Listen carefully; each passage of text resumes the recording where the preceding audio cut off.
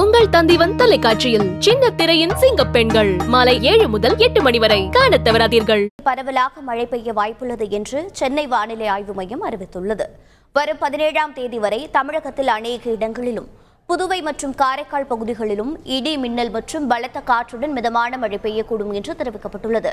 சென்னையை பொறுத்தவரை அடுத்த 24 மணி நேரத்திற்கு வானம் ஓரளவு மேகமூட்டத்துடன் காணப்படும் என்றும் நகரின் ஒரு சில பகுதிகளில் இடி மின்னலுடன் மிதமான மழை பெய்ய வாய்ப்புள்ளது என்றும் தெரிவிக்கப்பட்டுள்ளது. மன்னார் வளைகுடா, தென் தமிழக கடலோர பகுதிகள், அதனை ஒட்டிய குமரிக்கடல் பகுதிகளில் வரும் 15ஆம் தேதி வரை மணிக்கு 45 கிலோமீட்டர் வேகத்தில் சூறாவளி காற்று வீசக்கூடும் என்று தெரிவிக்கப்பட்டுள்ளது.